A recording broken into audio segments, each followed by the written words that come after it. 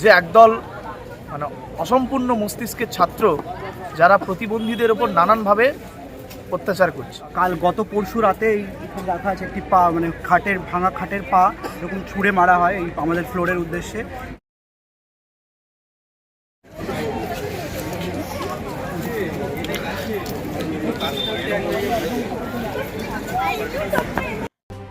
শুধু বাংলা নয়, পশ্চিমবাংলাতে বটেই দেশের বিভিন্ন কলেজ ইউনিভার্সিটিতে বিভিন্ন সময় দেখা গেছে র্যাগিং, মানে মারাত্মক র্যাগিং। অনেক সময় অনেক মেধাবী ছাত্রর জীবনও শেষ হতে দেখা গেছে। কোনো মতেই যেন র্যাগিংকে থামানো যাচ্ছে না। এবার আরও এক ধাপ এগিয়ে যাদবপুর বিশ্ববিদ্যালয়ের প্রতিবন্ধী হোস্টেলে চলছে র্যাগিং। হোস্টেল কর্তৃপক্ষকেও বারবার জানিয়ে কোনো লাভ হয়নি। তাই যাদবপুর ইউনিভার্সিটির 4 নম্বর গেটের ভিতরে চারমাথার মোড়ে ক্যাম্পাসে প্রতিবন্ধী ছাত্রছাত্রীদের বিক্ষোভ চলছে। কি বলছেন প্রতিবন্ধী ছাত্রছাত্রীরা, কেন তাদের এই বিক্ষোভ, আমরা শোনাবো। দেখুন বিস্তারিত নির্ভীক কণ্ঠ ডিজিটাল মিডিয়ায়।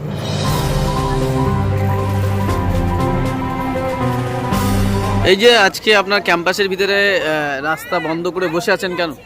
দেখুন, গত 2-3 মাস ধরে নিউ বয়েজ হোস্টেলে একটা অস্বাভাবিক পরিস্থিতির সৃষ্টি হয়েছে, যে একদল মানে অসম্পূর্ণ মস্তিষ্কের ছাত্র যারা প্রতিবন্ধীদের ওপর নানানভাবে অত্যাচার করছে।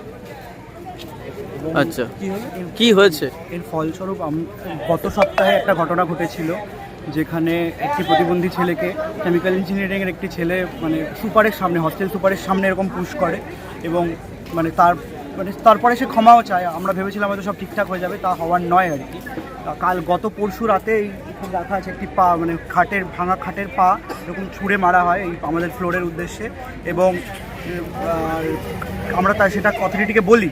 অথরিটি আশ্বাস দেয় যে ব্যবস্থা নেবে। যাই হোক, ব্যবস্থা নেওয়ার আগে আরও একটি কাঠের টুকরো আমাদের এতে ছোড়া হয়। আমরা হস্টেলে সেফ ফিল করছি না বলে আজকে আমাদের এই অবস্থা। এখন আপনারা কি চাইছেন? আমরা চাইছি যে অবিলম্বে এই নিউ বয়েজ হোস্টেল সহ গোটা ক্যাম্পাসে প্রতিবন্ধকতাযুক্ত ছাত্রছাত্রীদের নিরাপত্তা সুনিশ্চিত করতে হবে, এবং যারা এই যে কাজটা করেছে, এই যে কাঠের টুকরো ছুটছে, যারা তাদেরকে আইডেন্টিফাই করে হস্টেল থেকে বিতাড়িত করতে হবে। নচেত সবাইকে মানে এরকম আমরা আপাতত আমাদের এখান থেকে সরছি না যতক্ষণ না এটা স্ট্যান্ড। একটা হচ্ছে যে অবিলম্বে যে দোষী তাকে চিহ্নিত করে তার বিরুদ্ধে মানে take necessary step, immediate action হিসেবে যা নেওয়া যায় সেটা নিতে হবে, এবং অবশ্যই হোস্টেল থেকে তাকে বহিষ্কৃত করতে হবে। এবং দ্বিতীয়ত, ক্যাম্পাস সহ এই নিউ বয়েজ হোস্টেলে যেখানে কয়েকদিন ধরে প্রতিবন্ধকতাযুক্ত ছাত্রছাত্রীদের উপর নানানভাবে অত্যাচার চলছে, মানে আপনি বুঝতে পারছেন যে একটা 2.5 কেজি ওজনের একটা কাঠের পায়া, সেটা যদি কোনো ছাত্রের একবার মাথায় পড়ে, তাহলে দ্বিতীয় কোনো মৃত্যু ঘটতে পিছু পা হবে না। তো সেই দিক থেকে দাঁড়িয়ে আমাদের ইউনিভার্সিটির কাছে স্পষ্ট বক্তব্য যে অবিলম্বে ক্যাম্পাসে প্রতিবন্ধকতাযুক্ত ছাত্রছাত্রী। আপনারা অথরিটিকে জানাননি? হ্যাঁ, আমরা অথরিটিকে জানিয়েছি, গতকাল রাতে মেলও করেছি। হস্টেল সুপার এবং হস্টেল ওয়ার্ডেন যাদের জানানোর কথা আমরা জানিয়েছি, কিন্তু ওনাদের দিক থেকে মানে কোনো সদর্থক ভূমিকা এসছে বলে আমাদের মনে হয়। নেওয়া উচিত ছিল, সেরকম আমরা কিছু পাইনি। কি বলছেন? যতটা সদর্থক ভূমিকা নেওয়া উচিত ছিল ইউনিভার্সিটি, ততটা আমরা পাইনি। এবং আমাদের স্পষ্ট দুটো বক্তব্য আছে। প্রতিবন্ধকতাযুক্ত ছাত্রছাত্রীদের লং টার্ম সিকিউরিটি সুনিশ্চিত করতে হবে, এবং দোষীদেরকে চিহ্নিত করে উপযুক্ত শাস্তি নিতে হবে, এবং হস্টেল থেকে তাদেরকে বহিষ্কার করতে হবে। আপনার নাম? রাজ দাস, আন্তর্জাতিক সম্পর্ক বিভাগ, স্নাতকোত্তর 1ম বর্ষ, যাদবপুর বিশ্ববিদ্যালয়। দাদা আপনার নাম? আমার নাম শুভজিৎ ভূঁইয়া, বাংলা বিভাগ, স্নাতক 2য় বর্ষের ছাত্র, যাদবপুর বিশ্ববিদ্যালয়। আপনাদের এই আন্দোলন কতক্ষণ চলবে?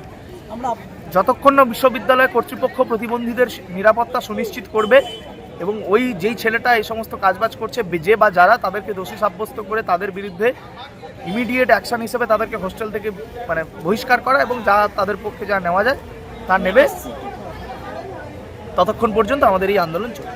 এখানেই বসে থাকবেন? এখানেই বসতে হবে, কারণ আমরা তো হোস্টেলে সেফ নই।